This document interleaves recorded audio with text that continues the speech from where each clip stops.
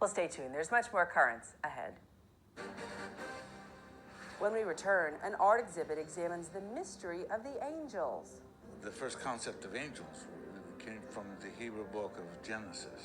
That's the first image that's noted. They were the seraphim that were covering the Ark of the Covenant.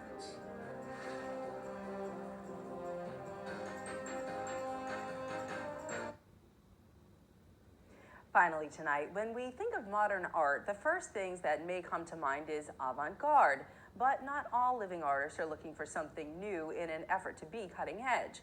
St. Paul the Apostle Church in Midtown Manhattan is home to the artist collective known as Openings, which regularly hosts exhibits at the church. The latest featured work is titled Arcanum Angelorum, or Mystery of the Angels, the product of a local artist whose work takes a nod to the past.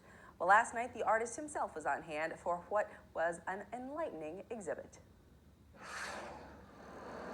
We are having an exhibit of the work of Guillermo Esparza'S, who is an iconographer. He is the artist in residence at Old St. Patrick's Cathedral. He's a very fine iconographer, internationally recognized. I got to know him some time ago, and we invited him to show his work in the St. Teresa Shrine here in the church, which is what we use for rotating art exhibits. It's called the Mystery of Angels. The first concept of angels came from the Hebrew book of Genesis. That's the first image that's noted. And they were the seraphim that were covering the Ark of the Covenant. And they were golden. And this is what the inspiration is. Icons, Byzantine religious art, are windows, into that ethereal other heavenly kingdom. Us looking at the saints and the residents of heaven, and they gazing down at us. So the icon or painting forms this communion, between the occupants of heaven and earth.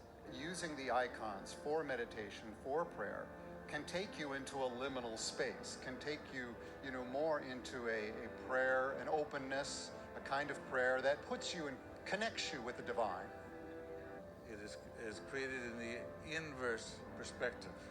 That means that the icon is looking into you instead of you looking into the icon. And that's the window into the hyper reality. It's very interesting. When you go to see modern art, you don't really know what you're looking at a lot of times. Whereas this, you're seeing angels, but angels are so ethereal and so personal. They have their own meaning to each individual. So I think it does unlock something. You do get a feeling that you're closer. I think it appeals to our senses, to our sight, to broadening our horizon of the here and the now. It transcends us with the light that he portrays through the pieces to where the artist wants us to be. I really hope for an increased dialogue, conversations, because I firmly believe that great art inspires conversations, and great art is a conversation that doesn't end. It's elusive, and I don't claim to have the secret of the angels. I've only scratched the surface.